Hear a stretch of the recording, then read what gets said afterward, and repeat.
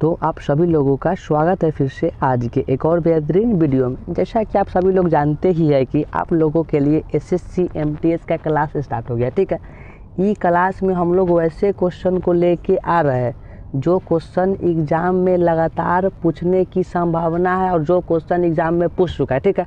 मतलब आपको प्रत्येक दिन एगो प्रैक्टिस सेट मिल रही है, ठीक है। ई प्रैक्टिस सेट का यही खासियत है कि इसमें हम लोग ना प्रीवियस क्वेश्चन के साथ साथ जो क्वेश्चन पूछ सकता है वो टॉपिक से रिलेटेड सभी प्रश्नों को ऐड कर ली, ठीक है। आपको क्या करना है, बस क्लास को शुरू से अंत तक करना है।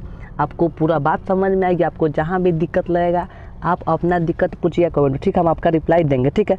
ये हमारा जो है आज का क्लास 15, ठीक है। इससे पहले क्लास पीछे का सभी हो चुका है, आप नहीं देखे हैं तो उस सब का लिंक आपको डिस्क्रिप्शन में मिल जाएगा, जाके देख लीजिए, ठीक है। चलिए हम लोग करते हैं क्लास को स्टार्ट। देखिए हमारा आज का सबसे क्वेश्चन, देखिए पहला क्या करा, 1 नंबर क्वेश्चन। ये क्वेश्चन क्या बोल रहा है, चलिए तो कथी करा है, इनमें कौन सी रेखा भारत और बांग्लादेश के बीच से गुजरती है। देखिए आपको 4 गो रेखा के नाम दिया और चारों रेखा में ऐसा कौन रेखा है जो भारत और बांग्लादेश के बीच से गुजरता है, उसका नाम कहती है, तो उसका नाम है चिकन रेखा, ठीक है।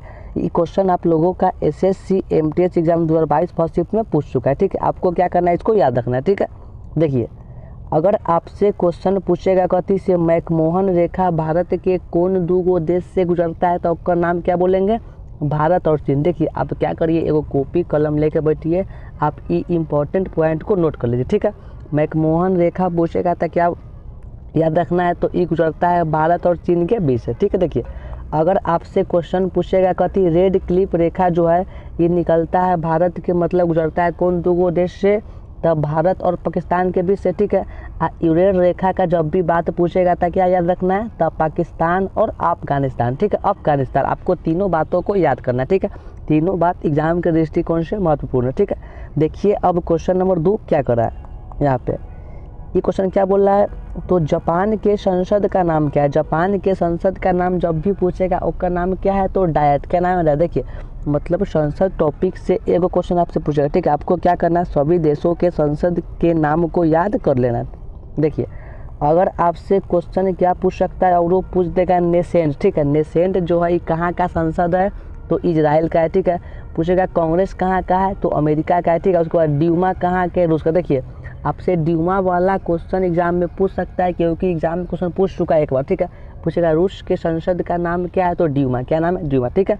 देखिए अब क्वेश्चन नंबर 3 क्या कर रहा है यहाँ पे, ये क्या बोल रहा है, तो एजरा कप का संबंध किस खेल से है। मतलब जो एजरा कप है, ठीक है, तो उसका संबंध कौन खेल से है। ऑप्शन कर रहा है, ए में पोलो, बी में फुटबॉल, सी में हॉकी या डी में क्रिकेट। देखिए जब भी एजरा कप के बात करेगा तो उसका संबंध कौन खेल से है, पोलो, ऑप्शन नंबर ए, ठीक है। देखिए अब क्वेश्चन नंबर 4 क्या कर रहा है यहाँ पे, ये क्या बोल रहा है, तो पृथ्वी पर कुल कितनी प्रतिशत जल उपस्थित है। मतलब जहाँ हम लोग रहते हैं तो यहाँ पे जल कितना है, तो 71%, ठीक है। हम लोग पृथ्वी को नीला ग्रह भी कहते हैं, ठीक है।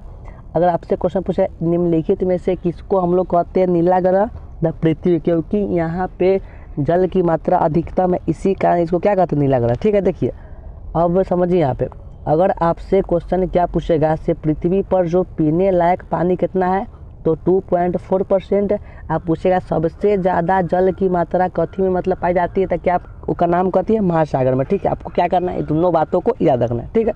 देखिए अब क्वेश्चन नंबर 5 क्या करा है, तो सबसे बड़ा महासागर कौन सी। देखिए जब भी महासागर में क्वेश्चन बड़ा पूछेगा तो बड़ा पूछेगा क्या याद रखना है, प्रशांत महासागर, ठीक है, ऑप्शन नंबर, ठीक है। देखिए अगर आपसे पूछेगा थी से सबसे गहरी महासागर कौन है, तो गहरी पूछेगा तो हिंद महासागर, ठीक है। बड़ा कौन है, प्रशांत महासागर, ठीक है। अब पूछेगा सर्वाधिक मछली उत्पादन वाला महासागर, मतलब सबसे बेसी मछली का उत्पादन होता है कौन महासागर में, तो अटलांटिक, ठीक है। आपको क्या करना है, दोनों बातों को याद रखना है, ठीक है। देखिए अब क्वेश्चन नंबर 6 क्या करा यहाँ पे है, क्या करा, सुनामी किस भाषा का शब्द है। मतलब सुनामी जो है कौन भाषा का शब्द, जापानी, ठीक। पूछेगा सुनामी कहाँ आता है, तो समुद्र में, कहाँ आता है, तो समुद्र में, ठीक है। क्या करना आपको याद रखना है, ठीक है। देखिए अब क्वेश्चन नंबर 7 क्या कर रहा है, तो समझ, देखिए आप समझ, देखिए अगर पूछेगा सुनामी से सर्वाधिक क्षति वाला देश। देखिए मतलब सुनामी से अभी तक सबसे बेसी क्षति कौन देश के हुआ, तो उसका नाम कथी है, तो उसका नाम है इंडोनेशिया, ठीक है। पूछेगा कथी से हिंद महासागर में सुनामी कब हुआ। देखिए मतलब मात्र एक ऐसा महासागर हिंद महासागर है जो जिसमें सुनामी आया, ठीक है। कब आया था? तो 26 दिसंबर 2004। ठीक है, आपसे क्वेश्चन पूछेगा ऐसा कौन महासागर है जिसमें सुनामी आया था, उसका नाम कहती है तो हिंद महासागर, ठीक है।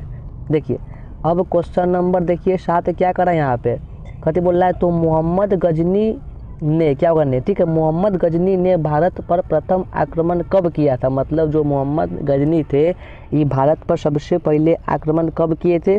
तो 1000 ईस्वी में। क्या करना है आपको, याद करना है, क्वेश्चन बहुत इंपॉर्टेंट, ठीक है, जो करे VVI, ठीक है, क्वेश्चन एग्जाम में पूछ सकता है, ठीक है। देखिए अब क्वेश्चन नंबर देखिए 8 क्या कर रहा है यहाँ पे, तो सोलंकी वंश का संस्थापक कौन था? देखिए मतलब सोलंकी वंश का जब भी नाम लेगा उसका संस्थापक का नाम कहती है तो मूलराज प्रथम। क्या नाम है उसका? तो मूलराज प्रथम, ठीक है, ऑप्शन नंबर ए। देखिए अब क्वेश्चन नंबर 9 यहाँ पे क्या करा है, तो सबसे पहले सूफी शब्द का प्रयोग किसने किया? मतलब जो सूफी शब्द है, ठीक है, तो एक सबसे पहले प्रयोग करने वाले व्यक्ति का नाम कहती है तो उसका नाम है अबू हाशिम। क्या उसका नाम है?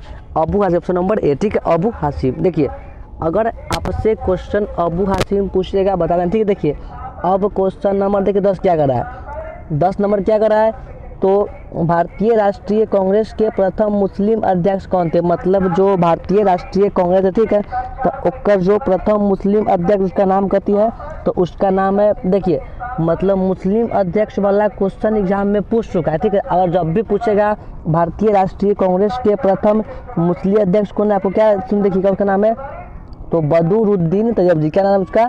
तो बदरुद्दीन तैयब जी, ऑप्शन नंबर है, ठीक है। ये क्वेश्चन एग्जाम के दृष्टि से काफ़ी महत्वपूर्ण है, आपको क्या करना है, इसको याद करना है, ये क्वेश्चन एग्जाम में पूछेगा, ठीक है। देखिए समझिए यहाँ पे, देखिए अब क्वेश्चन नंबर 11 क्या करा है यहाँ पे, ये क्या बोल रहा है, तो कभी करा है एक खिलाफत आंदोलन की शुरुआत कब की गई? मतलब जब भी पूछेगा खिलाफत आंदोलन की शुरुआत कब हुआ तो 1919। देखिए मतलब 1919 में कथी हुआ तो रॉलेट एक्ट हुआ पाए, ठीक है, आपको याद रखना, ठीक है। खिलाफत आंदोलन और रॉलेट एक्ट दोनों कब हुआ तो 1919 में, ठीक है।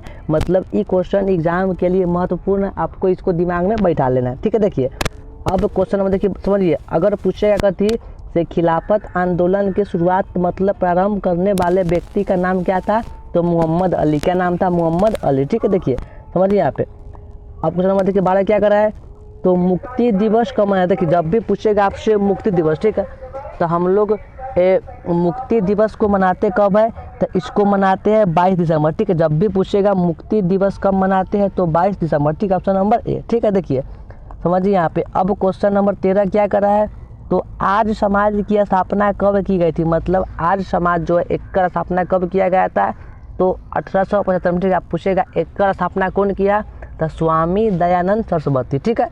देखिए यहाँ पे समझिए अब क्वेश्चन नंबर 14 क्या करा था, भारत देश में प्रथम लौह इस्पात कारखाना कहाँ बनाई गई थी? मतलब जो हम लोग रहते हैं भारत देश, ठीक है, तो यहाँ पे सबसे पहले जो है लौह इस्पात कारखाना बनाने वाला जो राज्य है वो राज्य का नाम कहती है पश्चिम बंगाल। क्या उसका नाम है? पश्चिम बंगाल, ठीक है।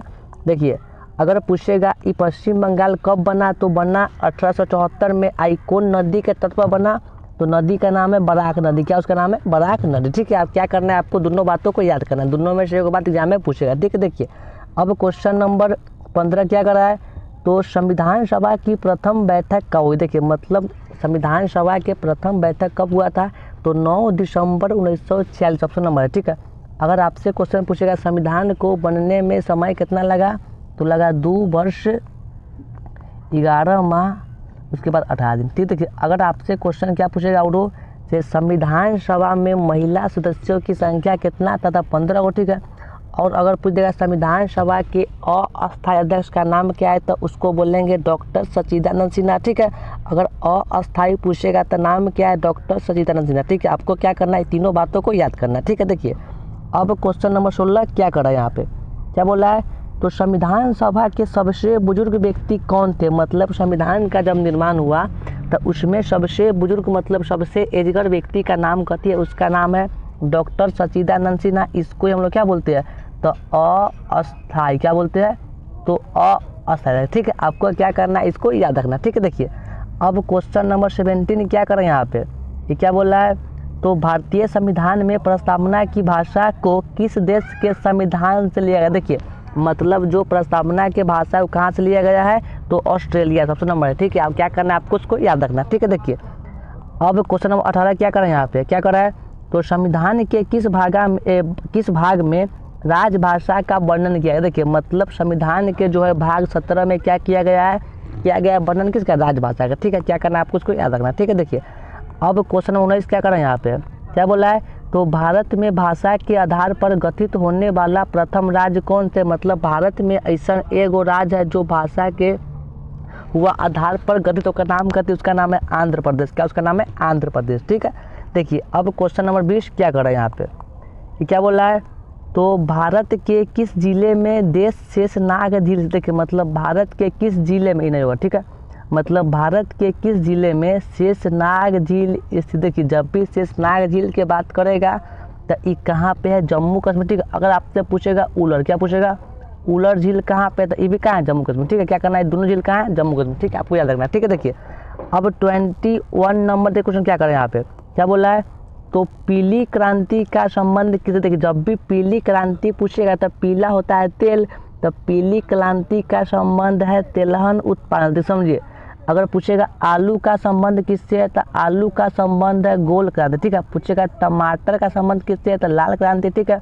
और दूध का किससे है, तो श्वेत। ठीक है, क्या करना है आपको, तीनों बातों को याद करना है। ठीक है, आलू होता है गोल इसलिए इसका नाम है गोल क्रांति, टमाटर देखने में होता है लाल तो होता है लाल क्रांति, और दूध होता है उजला, श्वेत मतलब क्या होता है। ठीक है, आपको क्या करना है, ट्रिक भी याद रखना। ठीक है, देखिए अब 22 नंबर के क्वेश्चन क्या कर रहा है यहाँ पे, क्या बोल रहा है, तो श्री शैलम बांध किस नदी के किनारे स्थित। देखिए मतलब श्री शैलम बांध जो है कौन नदी किनारे है, तो कृष्णा। क्या ऑप्शन नंबर है, क्या हुआ, कृष्णा। ठीक है, ऑप्शन नंबर ए।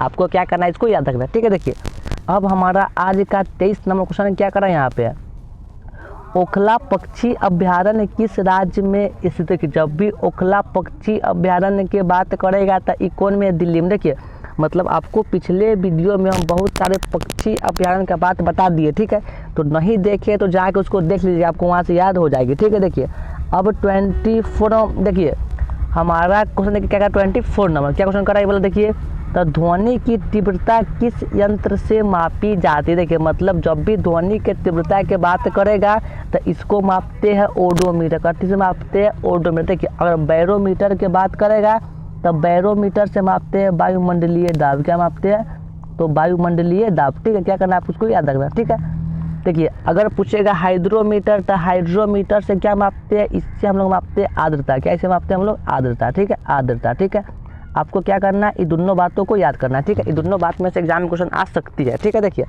अब हमारा आज का 25 नंबर क्वेश्चन मतलब सबसे लास्ट क्वेश्चन क्या कर रहा है, तो निर्वात में प्रकाश की चाल क्या होती है। जब भी निर्वात में प्रकाश की चाल पूछेगा तो सबको पता है क्या होता है, तो 3 × 10⁸ मीटर पर सेकेंड। ठीक है, 3 × 10⁸ मीटर पर सेकेंड। ठीक है, तो उम्मीद करते हैं कि हमारी सारी बातें आप लोगों को समझ में आ गई। ठीक है, तो अगर आप लोगों को क्लास 10 को अच्छा लगा होगा, ठीक है, तो आप क्या करिए, इसको लाइक कर दीजिए। ठीक है, अगर आप चाह रहे हैं कि आपके जो है SSC MTS का तैयारी बेहतरीन हो जाए, आप उसमें एक सीट लिए आए, तो आप क्या करिए भैया, इसको सब्सक्राइब करके रख लीजिए, क्योंकि हम आपको इस चैनल पे MTS की तैयारी पूरी करवाएंगे। ठीक है, तो सभी को नमस्कार, धन्यवाद। ठीक है, चलिए करते इस क्लास को समाप्त।